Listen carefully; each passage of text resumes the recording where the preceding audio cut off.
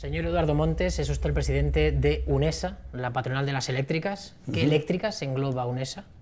Bueno, pues engloba Iberdrola, Endesa, Gas Natural Fenosa, E.ON, España y Hidrocantábrico, que es EDP. Las grandes.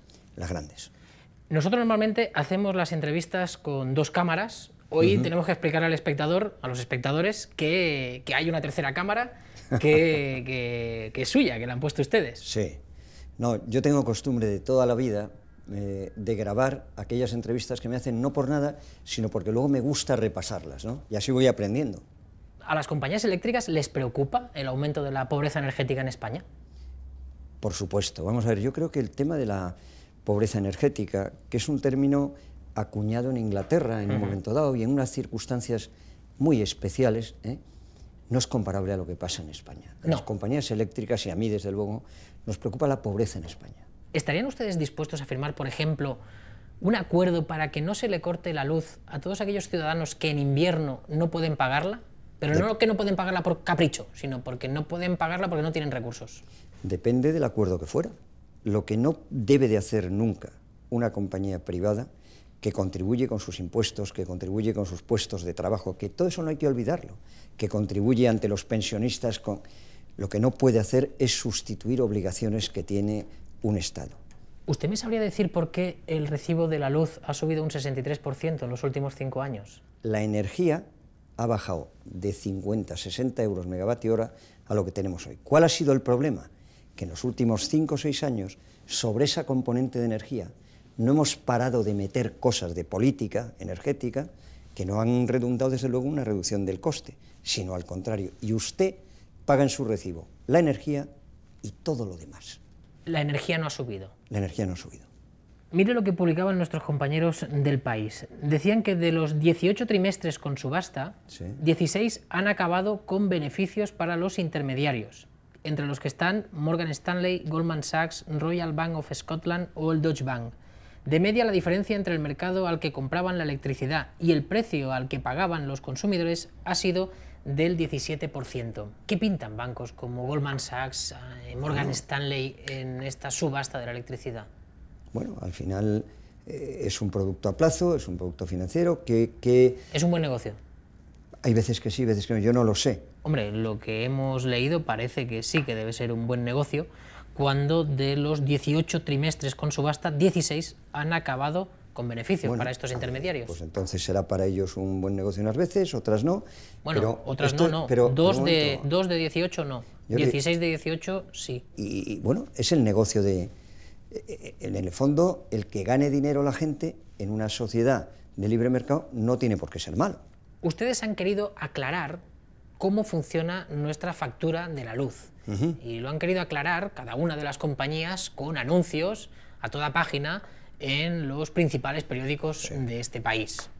De hecho, tengo aquí el anuncio, por ejemplo, que publicó Iberdrola, explicando cómo funciona esta factura de la luz, donde se nos dice que un 38% es la parte que corresponde a la energía y un 62% es la parte regulada que corresponde pues a peajes, a impuestos... A políticas de todo tipo. Cuando ustedes hablan de que más del 60% del recibo de la luz son costes ajenos al suministro, pues parece que esos costes ajenos no tengan que ver con ustedes.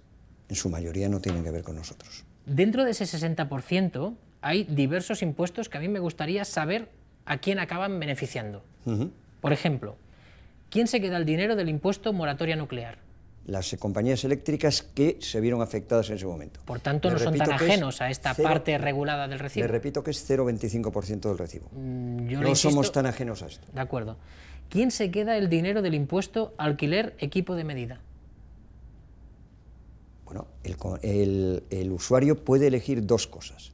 Puede o comprar el equipo de medida o alquilarlo. El que se lo alquila... cobra el alquiler, igual que usted cobra el alquiler de un piso suyo. Es que entonces, yo lo que quiero saber es que de ese 60%, ¿cuál es la parte que a ustedes, de la que ustedes realmente son ajenos? Y de momento llevamos 2 de 2. Déjeme que le diga justo al contrario. La parte que no tiene nada que ver con nosotros. No tiene nada que ver con nosotros las políticas medioambientales, no tienen nada que ver con nosotros las políticas fiscales, no tienen nada que ver con nosotros las políticas territoriales, no tienen nada que ver con nosotros las políticas sociales. ¿Quién se queda el dinero del impuesto subvenciones territoriales?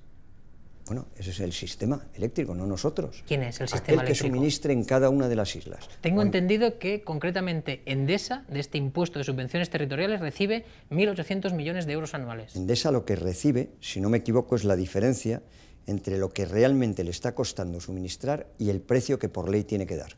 Pero entonces, ¿por qué dicen ustedes que son ajenos a este más del 60% de la factura? Porque esos son temas de política energética. Pero es una política energética que ese dinero de ese impuesto acaba en el bolsillo de esas compañías eléctricas. Ese dinero acaba cubriendo costes que nos obligan a tener. ¿Estaríamos de acuerdo en que parte de ese 60% no es tan ajeno a los intereses de las compañías eléctricas? No. Lo que decimos ahí es que son temas que están ahí por política, independientemente de dónde vaya, por política. Si la política fuera otra, esos costes desaparecerían. Hay una cosa que no entiendo. ¿Cómo es que cada vez pagamos más de factura de la luz y en cambio no se reduce el déficit tarifario? Pues porque los incrementos que ha habido de la parte regulada del recibo, que es la que podía cubrir el déficit de tarifa, siempre ha sido inferior al incremento de los costes regulados. Es decir, por ejemplo... O sea, no se ha pagado lo suficiente. Por supuesto. O sea, se tendría que pagar todavía más en esa parte regulada. Se tenía que haber pagado. Por ejemplo, las primas a las energías renovables han crecido de una manera espectacular porque cada vez han ido entrando más grupos, etcétera, y sin embargo las subidas de los peajes que deberían de haber cubierto esos costes regulados han sido siempre más bajas. Menos mal. Es así. Menos mal. Entonces, o sea, ¿usted cree que todavía tendríamos que pagar más? Tendríamos que haber pagado lo que el sistema que ha diseñado la política energética cuesta. Mire lo que decía en un programa que nosotros hicimos hace poco más de un año el señor Fabra, que fue ex consejero de la Comisión Nacional de la Energía. La Comisión Nacional de la Energía dejó de hacer un seguimiento de los costes de producir energía eléctrica justamente con el cambio de las normas en 1997. Cuando se intenta liberalizar el sector. Se dice, quien va a establecer los costes para los consumidores son los precios del mercado y se abandonó el seguimiento de los costes de producción de energía eléctrica. Pero esto es... ¿Un disparate? Esto es un disparate. Esto fue un disparate. ¿Para usted es un disparate que nadie controle esos costes? Yo no veo por qué en una economía de libre mercado alguien va a revisar los costes de una empresa privada. Dígame usted para qué. Yo le diría, ¿en España hay algún organismo que controle lo que cuestan los distintos modelos de coche? ¿En España hay algún organismo que controle lo que cuestan las latas de sardinas? No. Es decir, lo que puede controlar es la venta. Pero usted compara un coche, una lata de sardinas con la energía, con la electricidad, por ejemplo. Lo que digo es no por saberlo. Es un producto como otro cualquiera. ¿Usted considera que la electricidad es un producto como otro cualquiera? Entonces, todas las compañías eléctricas, como todas las demás, las que cotizan desde luego, están auditadas. Tienen una auditoría absoluta. Y eso es lo que garantiza la honorabilidad de esas compañías. ¿Pagan ustedes muchos impuestos como grandes empresas que son? Hombre, cada empresa es su... Pero supongo que pagamos muchos impuestos. ¿Qué porcentaje? No tengo ni idea, Jordi, porque además esto depende de cada empresa. Pero aproximadamente, ¿esto no lo tienen calculado? No, yo no me acuerdo de... Es que es un tema que ni me he mirado. ¿Qué le parece que parte de los beneficios de las compañías eléctricas españolas puedan estar en paraísos fiscales? No tengo ni idea de eso. Es decir, a ver, los beneficios de empresas españolas que están absolutamente auditados y fiscalizados, yo supongo que están como tienen que estar. Es decir, desde que yo conozca, no existe ningún tipo de reclamación legal sobre un tema de estos. Entonces, por ejemplo, este informe que hizo el Observatorio de Responsabilidad Social Corporativa, subvencionado por el Ministerio de Trabajo, y donde podemos leer que se ha podido evidenciar que 33 de las 35 empresas analizadas poseen empresas participadas en países considerados como paraísos fiscales, y dentro de estas empresas estaban Endesa, Gas Natural y Iberdrola. No tengo criterio, porque es que habría que saber de qué empresas se está hablando, de dónde, porque no tengo ni idea de eso, Jordi. Es muy fácil decir cosas así en general, intentar preguntar por particularismos. No tengo ni idea de qué refleja ese informe. No lo sé, pero desde luego lo que sí que garantizo es la absoluta legalidad de las empresas que represento. Absoluta. ¿Qué le parece que en casos de desesperación haya ciudadanos que se estén reenganchando a la luz? Vamos a ver, yo puedo entender la situación tremenda de las familias españolas, ¿no? No solo a nivel eléctrico. Creo que el tener 26% de paro creo que es terrible, ¿no?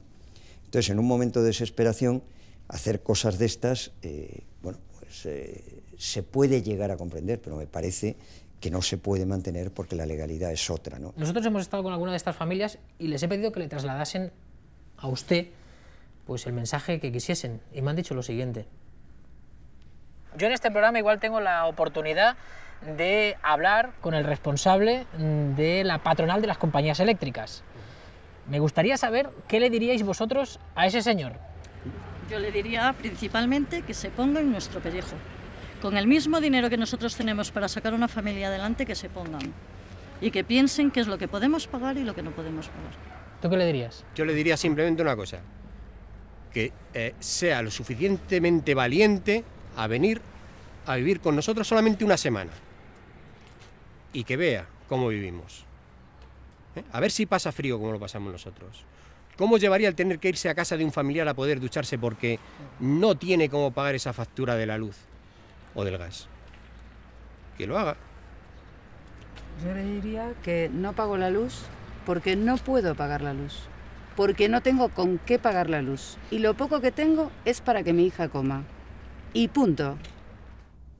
Sí, yo creo que esto lo que refleja es el drama que tenemos en este país, pero no solo es un tema de luz. Es decir, leía el otro día que hay 1 millón no sé cuántas familias que no tienen ningún ingreso en su casa. Eso no es pobreza energética, eso es pobreza a secas. Y ese es el problema que tenemos que atajar. ¿Qué pueden hacer las compañías eléctricas para intentar paliar la situación de estas familias? Pues, ¿y qué pueden hacer las compañías de alimentación? ¿Y qué pueden hacer? Pues yo creo que hay, por un lado, hemos contribuido de una manera muy importante con la generación de empleo, con mantener la inversión. ¿Y aparte de eso? Aparte de eso, pues mire, por ejemplo, cada una de las compañías tiene planes de acción social importantísimos. ¿En qué consisten? Hombre, yo cada uno de ellos no los conozco. Pero póngame un ejemplo. Pues mire, por ejemplo, está en la sponsorización de temas culturales, Ya.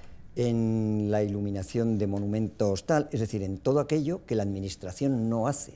Es que entre iluminar un monumento No, pero hay un problema, y sí, dar un servicio básico a familias que pero realmente hay un lo problema muy necesitan... serio, hay un problema muy serio. Realmente es el Estado el que tiene que darle solución a todo esto y nosotros estamos dispuestos a apoyar al Estado. Lo que no puede ser es que sean compañías privadas las que suplanten una obligación del Estado al 100%, no tiene sentido. Otra cosa es que, desde luego, si por ley tenemos que acudir al bono social, nosotros cumplimos la ley a rajatabla, como no puede ser de otra forma. El Estado ha dado un paso al frente pidiendo por ley que ustedes sean los que se hagan cargo del bono social. ¿Le parece bien? Si el paso al frente significa, oiga, esto no lo quiero pagar yo, páguelo usted, no me parece bien.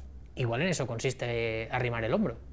Probablemente no. ¿Se compromete usted a que estas 5 grandes compañías no recurran, como ya pasó en 2009, si el Estado les pide que se hagan cargo de ese bono social? Vamos a ver, yo no estoy de acuerdo con que el bono social recaiga en 5 compañías privadas. Por tanto, no vamos a salir de aquí con ese compromiso. Casi seguro que no. Es una cuestión de suplantar al Estado por ley, y eso no tiene sentido. Yo creo que el bono social es un bono que hay que tener, sin duda. Mi única duda es quién lo tiene que pagar. Está claro que cree que las compañías eléctricas no. Yo creo que las compañías eléctricas no.